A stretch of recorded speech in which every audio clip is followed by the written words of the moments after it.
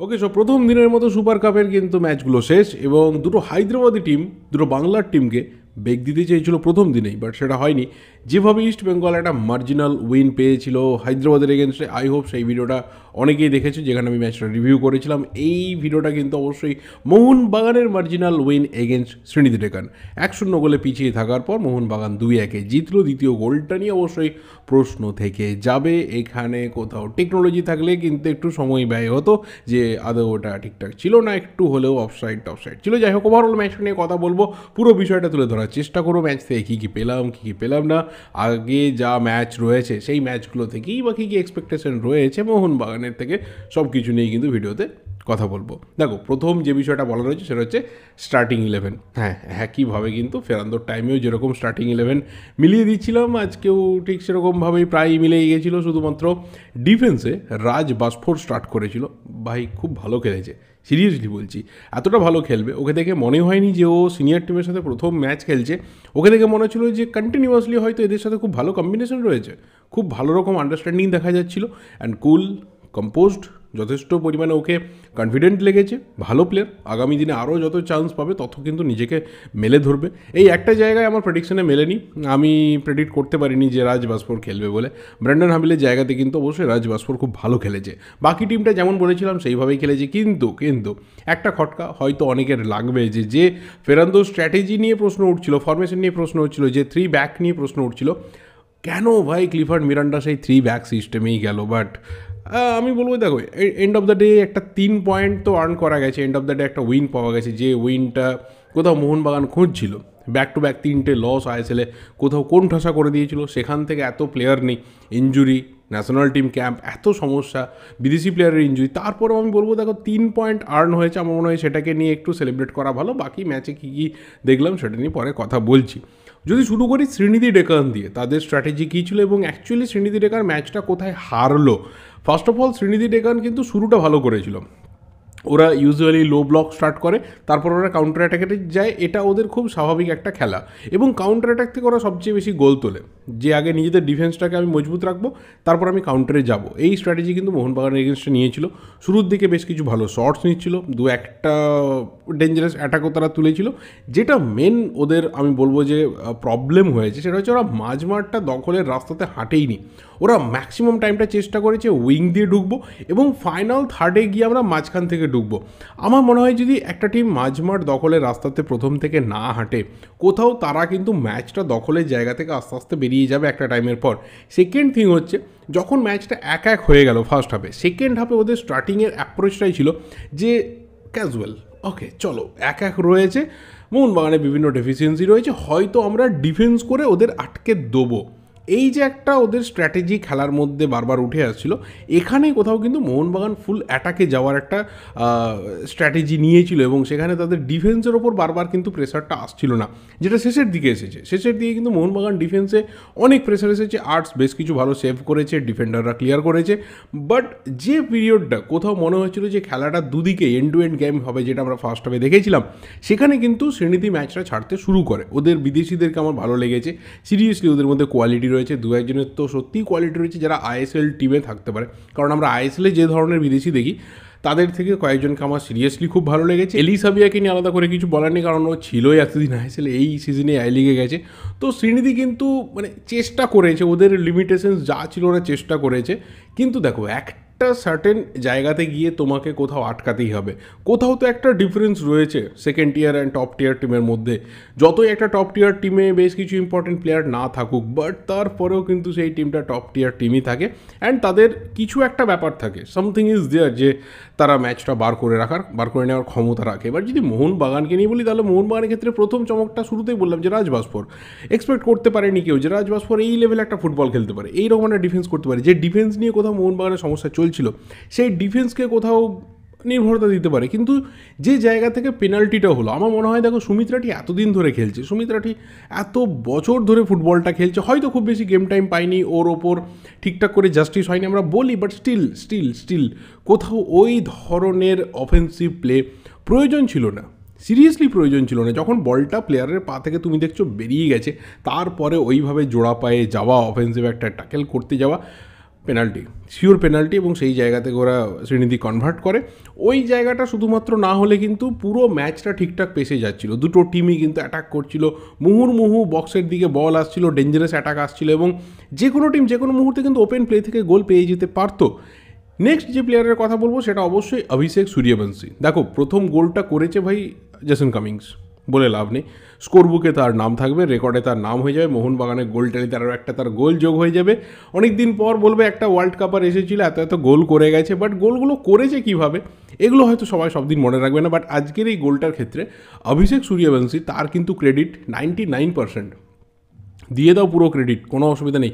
যে জায়গা থেকে শটটা নিয়েছিল পোস্টে লাগলো, আমার মনে হলো আরে ভাই আবারও ইস্টবেঙ্গলের ম্যাচে এরকম 2-3টে বল পোস্টে লেগেছে, আবার এখানে পোস্টে লাগতে শুরু হয়েছে, এবং পোস্টে লাগার পর যেভাবে বলটা পড়লো অ্যালবিনোর কিছু করার ছিল না, অ্যালবিনো তো ওই শটটাতেই ফ্ল্যাট মিস করেছিল, এবং বলটা যে পড়ে ভেতরে থেকে যাবে ও বুঝতে পারেনি, এবং সেখানে কামিংসে যেটা করার দরকার ছিল, যেটা খুব ভালো পারে, জাস্ট ছোট্ট করে একটা ট্যাপিং করলো এবং গোলটা হয়েছে। গোল ইজ আ গোল, এবং সেখানে কোথাও ম্যাচটা বাঁচে মোহনবাগানের জন্য, এবং ফার্স্ট হাফে যাওয়ার আগে ম্যাচটা 1-1 হয়। এর পাশে আমি অবশ্যই মোহনবাগানের ক্ষেত্রে বলতে চাইবো যে পেত্রাতোসের কথা, যে জায়গাতে নেমে ফুটবলটা খেলেছে, অ্যান্ড স্পেশালি ইয়েস পেত্রাতোস কিন্তু আজকের জন্য ক্যাপ্টেন ছিল, এবং সুপার কাপের জন্য পেত্রাতোসই ক্যাপ্টেন। কিন্তু একটা রিউমার চলছিল, একটা বিষয় মার্কেটে ভাসিয়ে দেওয়া হয়েছিল যে হুগো বুমোর হাতে হয়তো ক্যাপ্টেন্স আর্মব্যান্ডটা যাবে, বাট সেটা কিন্তু হচ্ছে না, সেটা হয়নি। পেত্রাতোসের হাতে ক্যাপ্টেন্সি আর্মব্যান্ডটা গেছে, কোথাও তাকেই ম্যানেজমেন্ট বেশি ভরসা করছে বা কোচ তার উপরে ভরসা রাখছে, অ্যান্ড সেই যে ভরসাটা আমি বলবো পেত্রাতোস কিন্তু রাখতে পেরেছে টিমের ওপর। পেত্রাতোস কোন পজিশনের প্লেয়ার? উইংয়ের প্লেয়ার, অ্যাটাকিং মিডফিল্ডের প্লেয়ার, লাস্ট সিজনে সেন্টার ফরওয়ার্ডের প্লেয়ার। আজকের ম্যাচটা কোথায় খেললো? সেন্ট্রাল ডিফেন্সিভ মিডফিল্ডে, ভাই নিচে নেমে চলে এসেছে, সেখান থেকে বল ক্রিয়েট করছে, কোথাও অভিষেক সূর্যবংশীকে কভার করছে, তাকে বলছে ভাই তুই যা উপরে যা, তুই খেল, আমি নিচেটা কভার করছি। একটা ক্যাপ্টেন একজন লিডারের থেকে এটাই সবাই এক্সপেক্ট করে, এই ধরনের খেলা খেলবে। প্রথম ম্যাচটা দেখো ইস্টবেঙ্গলের, ক্লেটন সিলভা একার হাতে পুরো ম্যাচটাকে কিন্তু ঘুরিয়েছে ইস্টবেঙ্গলের হয়ে।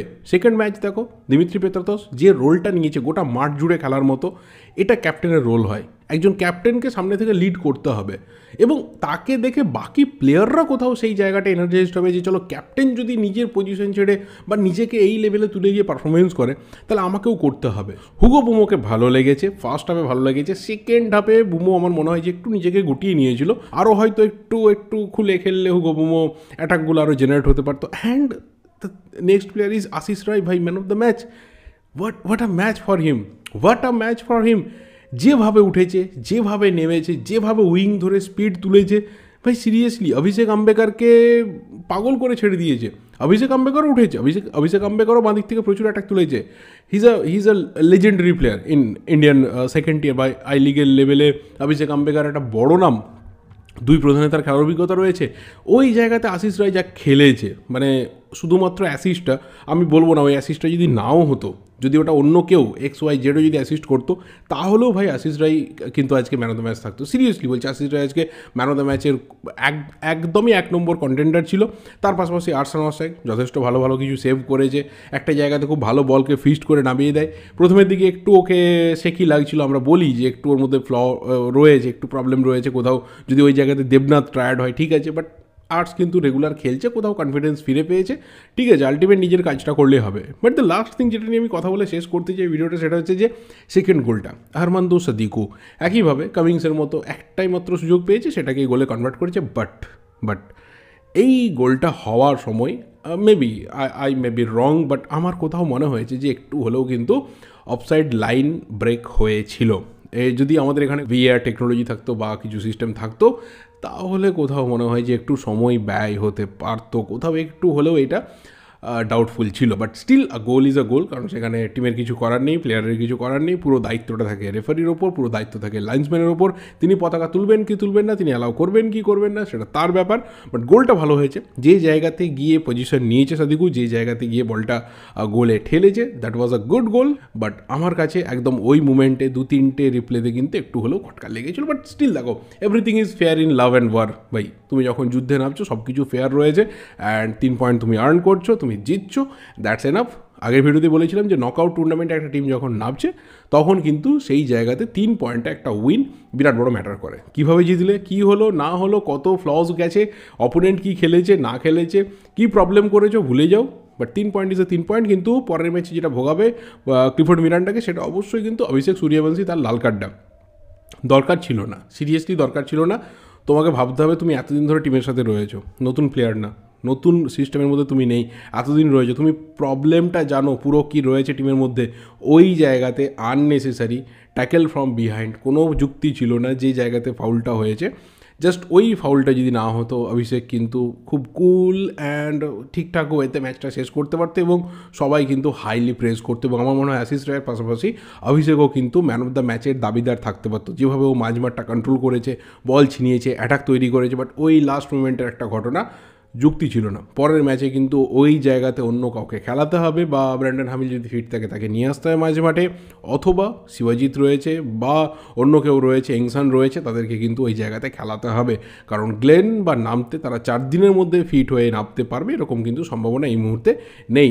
তো একেই এত সমস্যা, তার মধ্যে অভিষেকের কার্ডটা কিন্তু আরও সমস্যা বাড়িয়ে দিল। সো ওভারঅল আমি বলবো যে ম্যাচ কিন্তু seriously end to end match হয়েছে। যতক্ষণ ম্যাচটা দেখেছি ততক্ষণ উপভোগ্য হয়েছে।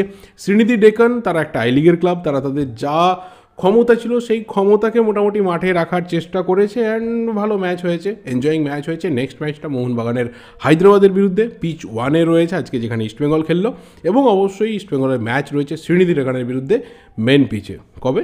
14 তারিখে। ওয়েট করো কেমন হয়, কি হয় না হয়, ম্যাচের আগে পরে অবশ্যই তখন কথা হবে। সো যা কিছু মোটামুটি বলার ছিল আমি বললাম এই ভিডিওটা এই অবধি, বা তোমাদের যা অপিনিয়ন্স রয়েছে শেয়ার করতে থাকো। আমি যদি কিছু মিস করে গিয়ে থাকি, কোনো ইম্পর্টেন্ট ব্যাপার, অবশ্যই ধরিয়ে দিও। ভিডিওটা ভালো লাগলে লাইক করো, শেয়ার করো। দেখা হবে পরের ভিডিওতে। Till then subscribe the channel. যদি নতুন হয়ে থাকো ফেসবুকে থাকলে ফলো করে দিও, ইনস্টাগ্রামে ফলো করে দিও, ডিসক্রিপশন বক্সের লিঙ্কগুলো দেওয়া থাকবে। Thank you, good bye and good night.